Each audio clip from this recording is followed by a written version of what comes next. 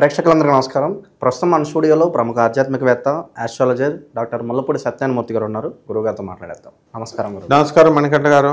June మాసంలో మీనరాశి వారి పరిస్థితి ఎలా ఉండబోతుంది గురుగారు? ఏలినాటి శని ప్రభావం, దీని తాలూకు ఇంపాక్ట్ అనేది ఈ నెల వీళ్ళ మీద ఎలా ఉండబోతుంది గురుగారు? జూన్ నెలలో ఈ 2025 సంవత్సరంలో మీనరాశి వారికి ఏలినాటి శని మధ్యలో ఉన్నారు. దంచవే మేనత్తు మొగుడ దంచో అన్నట్టు దంచో అన్నట్టు శనీశ్వరుడు దంచి పడేస్తున్నాడు వీళ్ళని.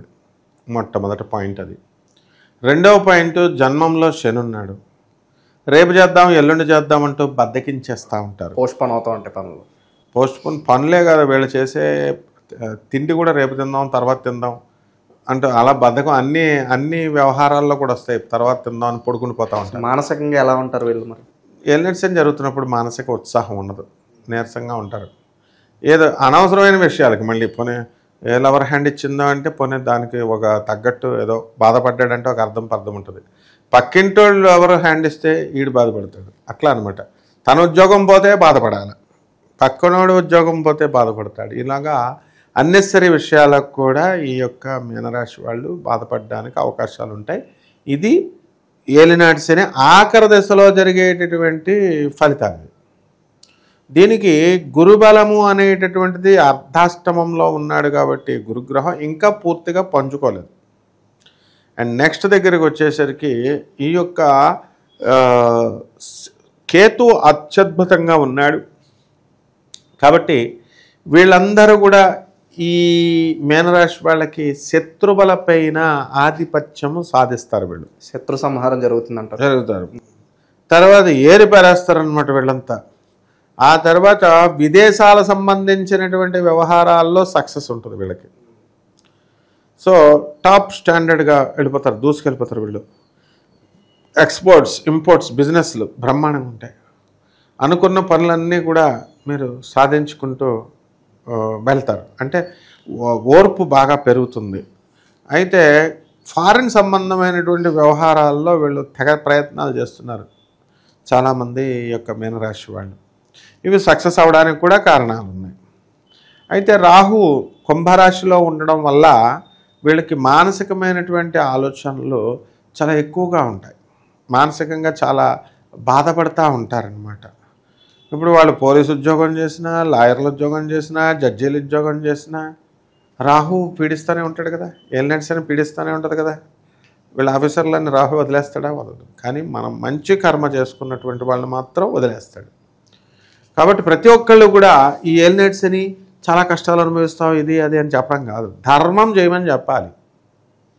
ఏలినాటి శని సమయంలో వికలాంగులకి మనం పనిగట్టుకొని వెళ్ళి సహాయం చేయాలి. వికలాంగులు, పేదవారికి, పిచ్చోళ్ళకి, వీళ్ళందరికీ కూడా, సాధువులకి, అనాథ పిల్లలకి, నిజంగా పుణ్య సంస్కారం ఉన్నటువంటి వాళ్ళకి ఎవరికైనా సరే వాళ్ళు వెళ్ళి ఆటోమేటిక్గా శనీశ్వరుడే వాళ్ళ రూపంలో వచ్చి నాకు టీవీ ఇప్పించు అని అడుగుతారు. పిచ్చోళ్ళే వచ్చి అడుగుతారు. అది విచిత్రం. అక్కడ మనం ఆ రోజు ఈ యొక్క గమనిస్తే శని జయంతి రోజునో లేకపోతే ఏలినాటి శని మనకు జరిగే టైంలోనో వాళ్ళు అడగడం అనేది జరుగుతుంది. అంటే మనలో ఉన్నటువంటి కర్మను తీసేయడానికి వీళ్ళు అడుగుతారనమాట. సో ఆ విధంగా వృత్తి, వ్యాపార, ఉద్యోగ విషయాల్లో బ్రహ్మాండంగా ఉంది. వైవాహిక జీవితం ఎలా ఉండబోతుంది గురుగారు? వైవాహిక జీవితం కూడా ఏం పర్వాలేదు, గొడవలు ఏం లేవు.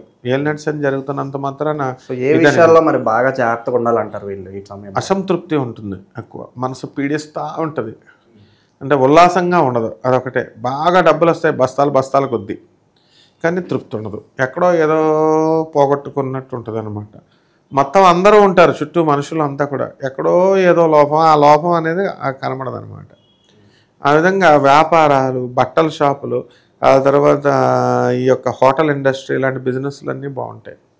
అయితే వీళ్ళందరికీ కూడా శుక్రుడు చాలా బాగున్నాడు కాబట్టి మీనరాశి వాళ్ళకి ఆల్రెడీ సరదా, వీళ్ళకి అందరికీ కూడా సరదా అనమాట. ఏంటంటే సినిమాలు తీయడం. కాబట్టి సినిమా, వైల్డ్ ఫోటోగ్రఫీ ఇలాంటి ఫీల్డ్స్లోకి వెళ్ళిపోవాలి. అండ్ మీడియా రంగాలలో వీళ్ళు కనుక చేసుకుంటే వాళ్ళకి మంచి డబ్బులు రావడానికి అవకాశాలు ఉన్నాయి. ఇవి ట్రెడిషనల్ బిజినెస్, ప్రిమిటివ్ బిజినెసెస్, ఇవన్నీ ఓల్డ్ బిజినెస్లు. ఇవన్నీ హోటల్ పెట్టడం, కిరాణా షాప్ పెట్టడం, బట్టల కుట్టలు పెట్టడం, ఇప్పుడంతా మోడర్న్ అయిపోయింది. కాబట్టి సాఫ్ట్వేర్ రంగంలోనే మనం పెట్టాలేమో, సాఫ్ట్వేర్ కంపెనీస్ పెట్టాలేమో అని అనుకుంటాం. కానీ ఈ యొక్క సినిమా ఫీల్డ్లో వీళ్ళు కనుక పెట్టుబడులు పెట్టి వీళ్ళు కనుక మంచిగా డబ్బులు మీడియా రంగంలో ఉండి అట్లీస్ట్ స్లీపింగ్ పార్ట్నర్స్గా ఉండి వీళ్ళు చేసుకుంటే బాగుంటుంది. ఉద్యోగస్తులకు ఎలా ఉంటుంది గురుగారు? ట్రాన్స్ఫర్లు ఎక్స్పెక్ట్ చేస్తారు, ప్రమోషన్లు ఎక్స్పెక్ట్ చేస్తారు, కొత్త ఆఫర్ వస్తే కంపెనీ మారొచ్చా లేదన్న ఆలోచనలో ఉంటారు. వీళ్ళకి ఎలా ఉంటుంది? కొత్త కంపెనీల్లో ఆఫర్ స్ట్రాంగ్గా ఉంటేనే వెళ్ళాలి, హోల్డ్లో పెట్టడానికి అవకాశాలు ఉంటాయి. అలాగే వీళ్ళ జాబులు మారడానికి కూడా అనుకూలమైన సమయం కాదు ఇది. అండ్ నెక్స్ట్ ఎల్నెట్సన్ కదా, అర్ధాష్టమ గురుడు, అందువల్ల ఇంకా కొంచెం టైం ఉంది మారడానికి. ఇక ట్రాన్స్ఫర్స్ వస్తాయి కానీ వీళ్ళు కోరుకున్న చోట్లకు కాదు. చాలామంది ఇప్పుడు సొంత ఇళ్లలో ఉంటున్నారు, వీళ్ళ ఓనర్లు వీళ్ళని ఖాళీ చేసేయమంటారు. ఎందుకు? స్థాన భ్రంశం వచ్చింది గురుడు. అలాగే ఊర్ల భ్రంశము, వేరే ఊర్లకు వెళ్ళడము, వేరే చోట్లకు వెళ్ళడము, ఇలాంటివన్నీ కూడా జరుగుతాయి అన్నమాట. ఓకే, ఇక ఆరోగ్యపరంగా ఎలా ఉండబోతుంది గురుగారు వీళ్ళకి? ఏలినాటి ఆరోగ్యం బాగుండదు ఎప్పుడు కూడా ఎవరికైనా. ఏ మోకాళ్ళ నొప్పులో, ముక్కు నొప్పులో, చీముడో, ఇలా ఏదో ఒక నొప్పులు అనేటటువంటివి వస్తాయి. ఒక విచిత్రమైనటువంటి నొప్పి వీళ్ళకి వస్తుంది. ఎలా అంటే మీన రాశి వాళ్ళందరూ పడుకుంటే ఒకే టైంకి ఆత్మ పట్టుకోవడం, భూత ప్రేత పట్టుకోవడం ఇవి వస్తాయి. బాగా చదువుకున్నటువంటి ఒక ఆమె, వాళ్ళ కొడుకు కరెక్ట్గా 34 సంవత్సరాలంట, ఒకే టైంలో నొప్పి వస్తుందంట. సో ఎందుకు అంటే వాళ్ళ హస్బెండ్ చనిపోయాడు, అతనికి ఉన్నటువంటి డయాబెటీస్, ఈ రోగాలు కూడా, ఆ ఎనర్జీస్ అన్నీ కూడా మళ్ళీ మా అబ్బాయి మీదకి వస్తాయా? ఎందుకంటే వాళ్ళు ఎక్స్పీరియన్స్ చేస్తారు ఆ ప్రభావం అంతా. అతను చచ్చిపోయినప్పుడు అనుభవాలు ఏవైతే ఉన్నాయో ఆ అనుభవాలన్నీ కూడా ఇతన్ని పట్టుకోవడం వల్ల ఇతనికి ఏమైనా ఎనర్జీస్ ట్రాన్స్ఫర్ అవుతాయా అనేటటువంటి సందేహాలు అడుగుతారు. వీళ్ళంతా విజ్ఞానవంతులు వీళ్ళు, కాబట్టి అబ్జర్వేషన్స్తో చేస్తారు వీళ్ళు, డౌట్స్ అడిగేటటువంటి వాళ్ళు.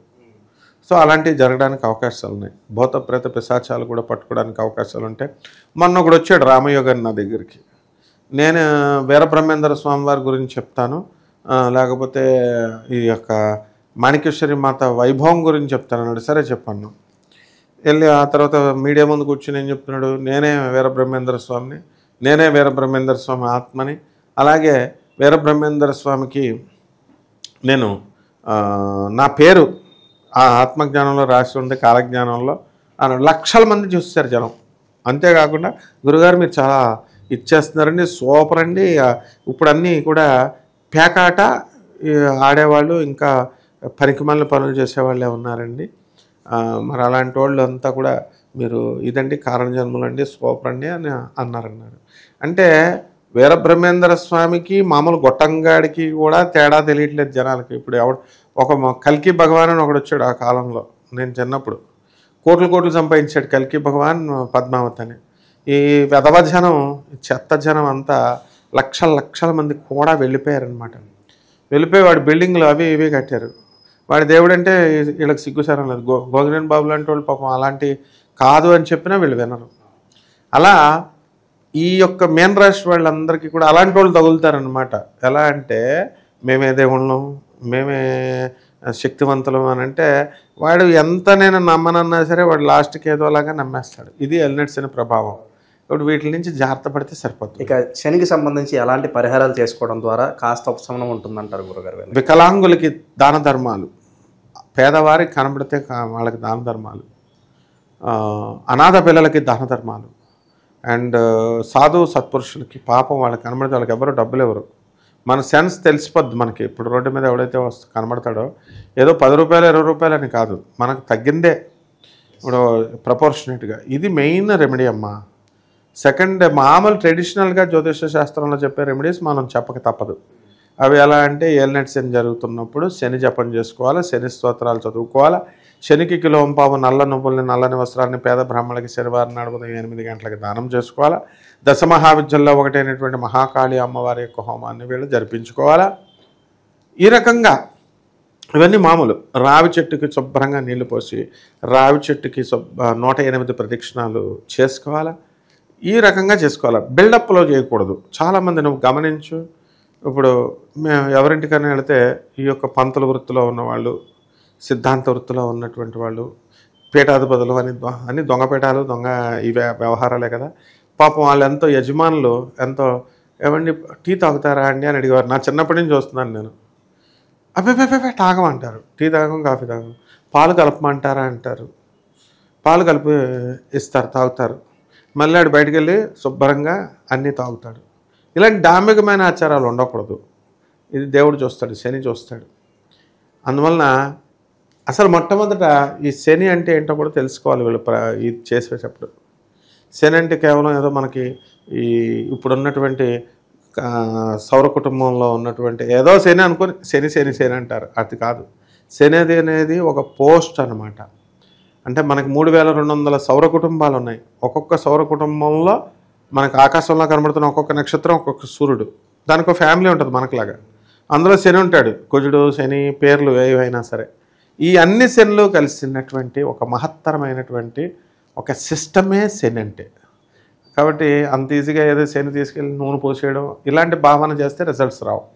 ఈ శని ఇంత గొప్పవాడు అని చెప్పి మోస్ట్ మోడర్న్గా ఆలోచిస్తూ హైలీ వెల్ డెవలప్డ్ నాలెడ్జ్తో ఆలోచిస్తున్నప్పుడు తప్పకుండా వీళ్ళకి ఏలినట్టు శని దోషం పోతుందన్నమాట. ఓవరాల్గా జూన్ మాసంలో మీనరాశి వారికి ఏ విధంగా ఉండబోతుందో చాలా బాగా వివరించారు. ధన్యవాదాలు. ధన్యవాదాలు.